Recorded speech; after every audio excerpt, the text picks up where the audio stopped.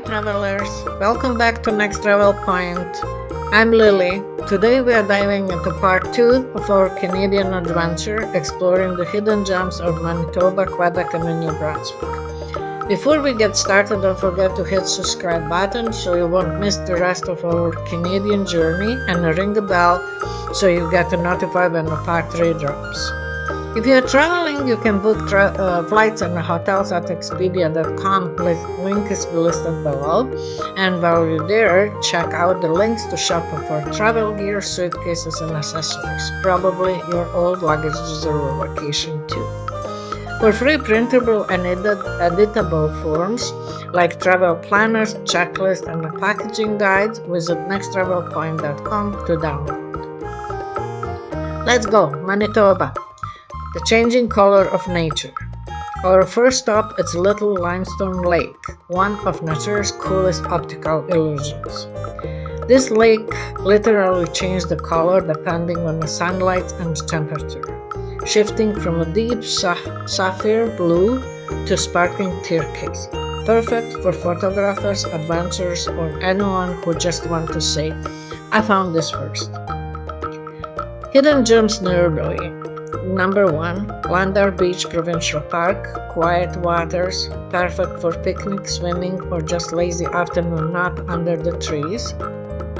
Second, St. Laurent Beaches, sandy shores on Lake Winnipeg. Local kids will challenge you to sandcastle competition. Third, Spruce Woods Provincial Park, a forest and dine playground that feels like another planet. You can even find the Sun Spirit, a desert-like area in the middle of the forest.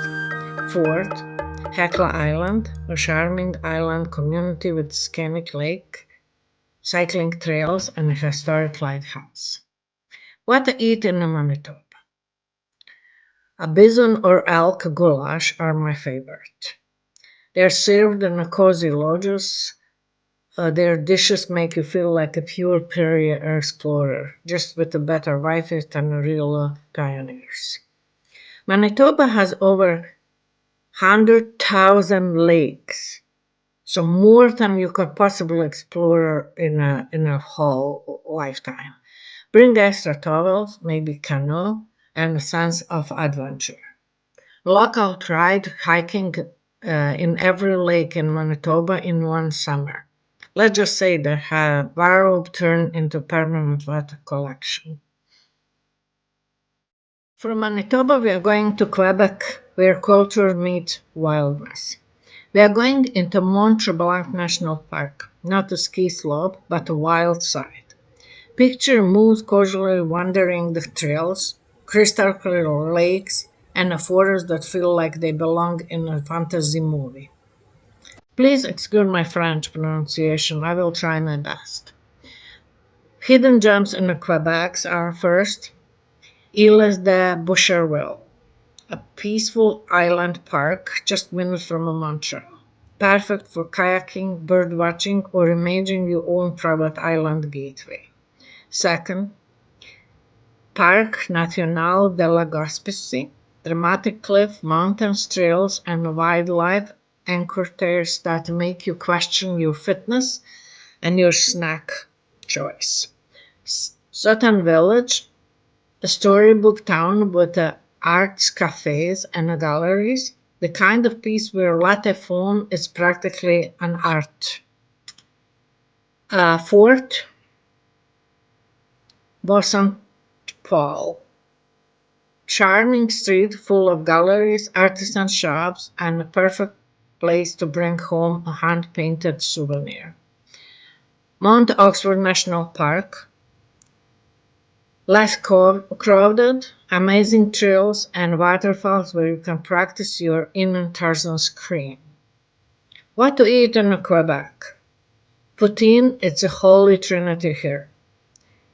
Rice, cheese, curds, and a gravy.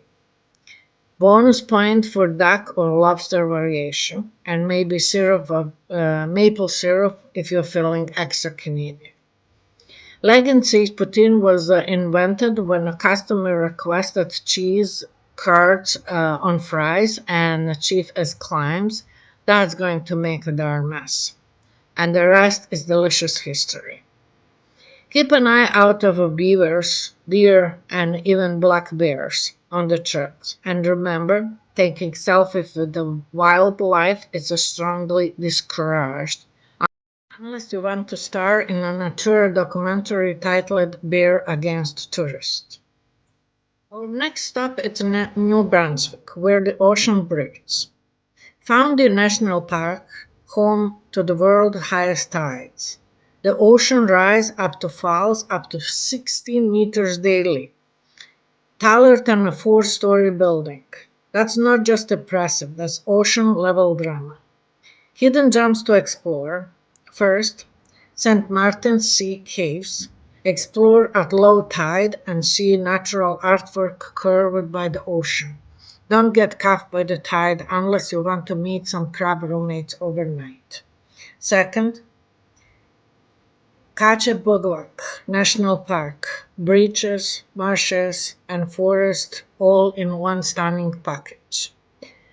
Third, Beaubassin Historic Site. History brought to the life with architecture that tells stories of resilience, culture, and a community. Hopewell Rocks. Sculpted by the tides into flower pot shapes perfect for photos or dramatic slow motion run across the sand. Fundy Park Parkway. Scanning drives with boardwalks, cliff, and waterfalls. Basically a natural lover's playground. What to eat in New Brunswick? Fresh Atlantic seafood rules here: lobster, scallop, mussels, crabs. If it swims, streams, or shells, they're served fresh. Bonus, some restaurants even teach you how to crack your own lobster just like a pro.